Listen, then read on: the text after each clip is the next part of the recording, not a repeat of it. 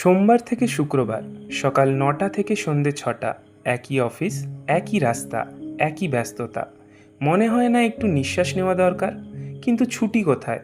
তাহলে আজকের ভিডিওটি আপনাদের জন্য, কারণ মাত্র একদিনের ট্রিপে আপনি ঘুরে দেখতে পারবেন পাহাড়, ঝর্ণা, শান্ত লেক, মন্দির আর ভারতের কয়লার রাজধানী ধানবাদ। তাহলে আর দেরি নয়, ব্যাগটা গুছিয়ে নিন। আমি শিবশঙ্কর, আর আপনারা দেখছেন ফ্লোটিং অ্যারাউন্ডস। চলুন শুরু করা যাক। আজকের যাত্রা শুরু হচ্ছে হাওড়া স্টেশন থেকে। ধানবাদ যাওয়ার জন্য আপনাদের কাছে দুটি ভালো ট্রেনের অপশন রয়েছে। যদি দ্রুত পৌঁছে পুরো দিনটি কাজে লাগাতে চান, তাহলে শতাব্দী এক্সপ্রেস ধরতে পারেন। ট্রেনটি সকাল 6টা 5 মিনিটে হাওড়া থেকে ছাড়ে এবং মাত্র 3 ঘন্টা 18 মিনিট অর্থাৎ সকাল 9টা 23 মিনিটে ধানবাদ পৌঁছে যায়। আর যদি বাজেট ট্রাভেল করতে চান আমাদের মতো, তাহলে ব্ল্যাক ডায়মন্ড এক্সপ্রেস একদম পারফেক্ট। এই ট্রেনটি সকাল 6টা 15 মিনিটে হাওড়া থেকে ছেড়ে সকাল 11টা 18 মিনিটে ধানবাদ পৌঁছে যায়। ভোরের ঠান্ডা হাওয়া, 1 কাপ গরম চা আর জানালার পাশের সিট, এর থেকে সুন্দরভাবে একটা ট্রিপ শুরু আর কী বা হতে পারে। ট্রেন ছাড়ার কিছুক্ষণ পরই সেরে নিন সকালের জলখাবার। চাইলে বাড়ি থেকে নিয়ে আসতে পারেন লুচি আলুর দম, অথবা ট্রেনেই পাওয়া যায় কচুরি, ব্রেড অমলেট কিংবা কাটলেট। জানালার বাইরে বদলে যেতে থাকা দৃশ্য দেখতে দেখতে কখন যে সময় কেটে যাবে বুঝতেই পারবেন না। প্রায় সকাল 11টা 30 মিনিটে ধানবাদ স্টেশনে পৌঁছে যাবেন। স্টেশন থেকে বেরোলেই দেখবেন চারদিক থেকে অটো আর গাড়ির চালকেরা আপনাকে ঘিরে ধরবে। এক মুহূর্তের জন্য মনে হবে যেন কোনো সুপারস্টার ধানবাদে এসে পৌঁছেছে। তবে মাথা ঠান্ডা রাখবেন, অটো নিলে সাধারণত 1200 থেকে 1500, আর 4 চাকা গাড়ি নিলে 2000 থেকে 3500-র মধ্যে হয়ে যাবে। দরদাম করতে একদম ভুলবেন না, এখানে আপনার বাজার করার অভিজ্ঞতা সবচেয়ে বেশি কাজে লাগবে। আর গাড়ি বুক করার আগে অবশ্যই জেনে নিন কোথায় কোথায় নিয়ে যাবে, কত ঘন্টার জন্য বুক হচ্ছে, অতিরিক্ত কোনো চার্জ আছে কিনা। গাড়িতে ওঠার পরই শুরু হবে ধানবাদের আসল পরিচয়। কিছুক্ষণ পরেই আপনারা দেখতে পাবেন একটা কোল মাইন। কিছুক্ষণ নেমে একটু ঘুরে আসতেই পারেন। সত্যি বলতে শুধু গন্তব্য নয়, এই রাস্তাটাও আপনার ভ্রমণের অন্যতম আকর্ষণ। আমাদের প্রথম গন্তব্য ভাতিন্ডা জলপ্রপাত। শহরের কোলাহল ছেড়ে যখন এই ঝর্ণার সামনে দাঁড়াবেন, তখন প্রথমেই কানে আসবে জলের অবিরাম গর্জন।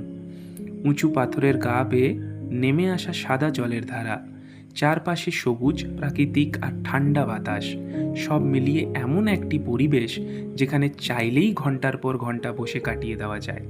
কিছুক্ষণ মোবাইলটা সরিয়ে রেখে শুধু প্রকৃতিটাকে অনুভব করুন।